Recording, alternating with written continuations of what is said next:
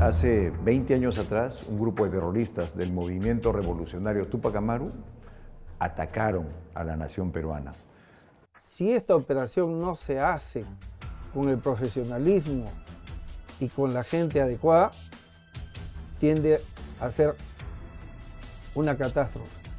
No podíamos, como grupo, fallar a la tarea que nos estaban dando, a la misión que nos daban.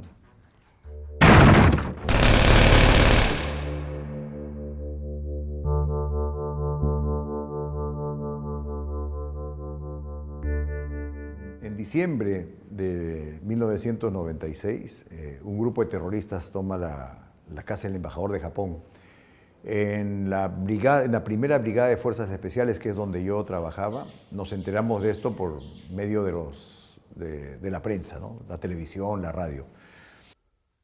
Cuando me enteré que el grupo terrorista Movimiento Revolucionario Túpac Amaru había hecho esta toma de la residencia, pensé que iba a ser una operación de rescate muy difícil la que se tendría que realizar, porque ya había tenido enfrentamientos anteriores con este movimiento terrorista y eran muy sanguinarios. A mí me nombran como comandante de la patrulla al día siguiente, luego de que el comandante de la brigada me pide, yo le recomiendo que es necesario que nombre un comandante de patrulla. Me dice, usted. Dimos la recomendación para que se formaran unas patrullas en caso nos dieran la orden de actuar. Al día siguiente ya estábamos preparando las patrullas. Coordinamos algo esa noche. Al día siguiente, antes de las 6 de la mañana, 5:30, estábamos en un batallón de comandos, el número 19 específicamente, organizando a la patrulla en base a lo que tenemos, a las unidades contraterroristas, y estar en condiciones de poder intervenir. Esta es una operación muy especial, no la puede realizar cualquier militar. Tiene una especialización completa y un entrenamiento que solamente se da en la escuela de comandos. Estos hombres fueron escogidos en razón a que habían sido entrenados en operaciones contra el terrorismo. Además eran todos comandos de las Fuerzas Armadas, sea de la Marina o del Ejército. Tenían experiencia de combate, habían estado en zona de emergencia, muchos de ellos en el conflicto también con Ecuador, en el CENEPA.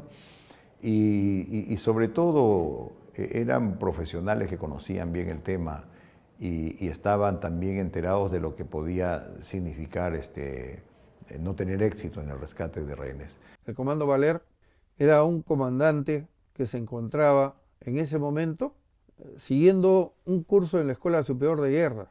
Es un curso muy exigente que necesita la completa dedicación de uno para poder salir bien y poder darle el puntaje que pueda acceder para un próximo ascenso. Sin embargo, él se presentó directamente al COT, al Centro de Operaciones Tácticas, un día y me dijo de que quería participar. Cuando ven un conflicto donde se les necesita y corre riesgo la nación, pues están ahí, no necesitan ser llevados, van voluntariamente. Y se han visto en una serie de escenarios, ¿no?, que hemos tenido, los militares están preparados para eso.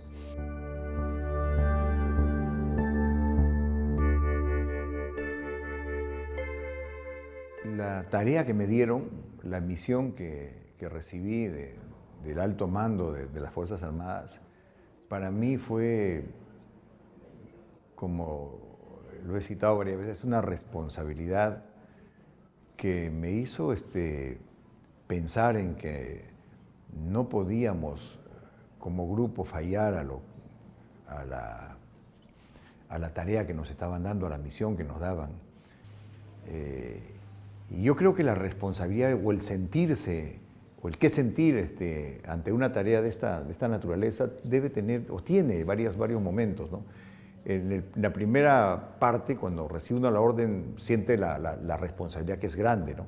Pero cuando va pasando el tiempo, va asumiendo esa responsabilidad, puede ir reparando a veces en que todo tiene que salir bien, se imagina qué pasaría si salen mal las cosas, y creo que de manera general eso es lo que se siente alguna persona que le da una tarea así, o lo que sentí yo. El 24 de diciembre, el presidente nos mandó llamar a los 3 coroneles que estábamos haciendo el planeamiento, a las 8 de la noche aproximadamente. Nos dirigimos a unos garajes del Servicio de Inteligencia Nacional donde había colocada ya una maqueta. Ese día nosotros estábamos con inamovilidad por lo que pudiera suceder en la residencia.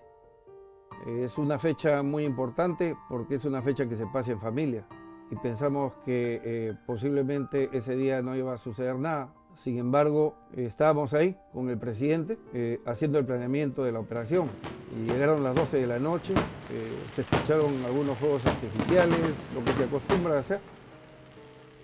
Yo me imaginaba que ya en nuestra casa estaba la gente esperándome, mi familia esperándome, ¿no? Pero creo que todos eran conscientes de que en ese momento por algún motivo debería no estar con ellos, ¿no? Las fiestas navideñas son fiestas familiares y fiestas que se sienten. Una anécdota importante o curiosa, diría yo, es el hecho de que el presidente llegaba a las 12 de la noche y ni se inmutó. No hubieron saludos, no hubo ni siquiera un apretón de manos, ¿no? Seguimos y continuamos con la explicación de lo que era el planeamiento de la operación. Y estuvimos así hasta las 3 de la mañana. A esa hora ya nos retiramos y nos fuimos a nuestras casas. En mi caso en particular me estaban esperando mi esposa, mis hijos ya dormidos, y no habían abierto los regalos porque estaban esperando que yo fuera para abrirlos.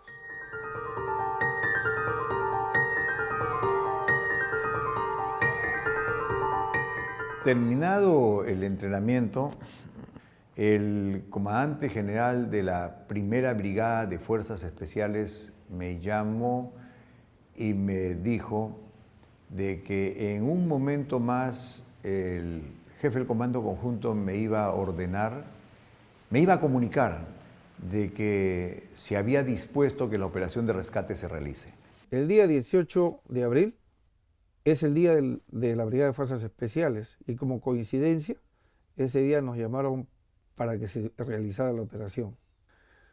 A fin de no levantar sospechas, se realizó toda la ceremonia y el brindis que tenía que hacerse normalmente por esa fecha.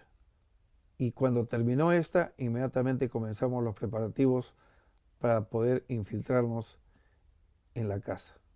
Yo sentí eso en esa circunstancia en que todo lo que era entrenamiento ya había terminado, que ahora había que poner en la práctica todo lo entrenado, que habían responsabilidades de por medio, objetivos, y que las cosas ya iban en serio. La infiltración era algo que tenía que tener mucho cuidado porque en los alrededores de la residencia habían más de 500 periodistas y nosotros teníamos que introducir 148 comandos ahí. Ese día, antes de irnos, yo cité a la patrulla en el coliseo de la Primera Brigada de Fuerzas Especiales. Allí les di la orden, les dije de que ya había recibido la orden, evidentemente, del nivel superior para poder hacer la operación. Recuerdo que por elementos hicimos una oración y recuerdo bastante una en que un comando le pidió a Dios de que al terminar la operación todos pudiéramos estar de nuevo de regreso. Estando todo listo, entonces ese día 22 de abril a las 3:08 se dieron las condiciones como para hacer la intervención. Dicho sea de paso, las condiciones eran dos. Primero, de que hubieran por lo menos 9 hombres jugando fulbito en el primer piso y que en el segundo piso, una de las puertas, los rehenes le hubieran retirado los seguros. Los rehenes consiguieron una llave que abría ese candado y podían retirar los seguros. Entonces, esas eran las dos condiciones que tenían que darse para que nosotros hagamos la operación. Bajo el piso de la biblioteca de la casa, del comedor y de la sala, se colocaron explosivos. 4 kilos en cada uno de los lugares, hacían un total de 12 kilos de un explosivo llamado C4. La idea era poder sorprender a los terroristas jugando fulbito. Recibimos la orden en el Centro de Operaciones Táctico e inmediatamente se la transmitimos al jefe de la patrulla tenaz, el cual hizo la cuenta regresiva, que era una cuenta de 5-0, que era lo que ya estaban esperando los equipos que estaban apostados cada uno en sus zonas de asalto. Pedí autorización al Ejecutivo, a mi comando a su vez a quien corresponde, y luego me dieron la orden. Yo hice una cuenta que la teníamos ya prevista de 5-0, 3, 2, 1, y vamos. En el momento del vamos se daban las 3 explosiones. Eso significaba de que todos los hombres salían de los túneles, ¿no? Abrían unos huecos y salían y corrían al perímetro de la casa. O sea, en una operación de este tipo se ingresa en los 360 grados. No se ingresa por las puertas, se ingresa por puertas, por ventanas, se rompen paredes, se rompen puertas, pero se ingresan en los 360 grados con la finalidad de poder sorprender al terrorista. El terrorista comenzó a disparar en forma indiscriminada a los rehenes que estaban saliendo y a los comandos que estaban entrando. Y en ese momento caen varios heridos de parte de la fuerza de intervención. Entonces, los comandos que estaban ingresando eliminan al terrorista y logran entrar hacia esa parte de la residencia. De esa manera se comienza a evacuar a los rehenes. Toda la operación duró más o menos unos 32 minutos a 38 minutos. En el lado sur, más o menos unos 15 a 18, y en el lado norte unos 30 minutos, 32, y de ahí a los 35 y 38 minutos es lo que demora en tener el control de todo el lugar. Si esta operación no se hace con el profesionalismo y con la gente adecuada, tiende a ser una catástrofe. En este caso, esta operación ha sido catalogada como una de las mejores operaciones de rescate de rehenes realizadas en el mundo.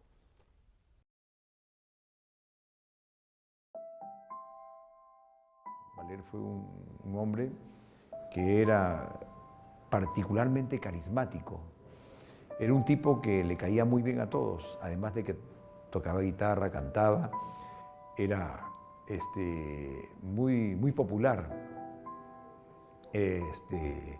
Lo recuerdo porque lo estuvimos una noche antes de la operación en el mismo lugar donde dormimos, ahí en las casas aledañas a la residencia del embajador, y él siempre bien animado, muy positivo en todo momento.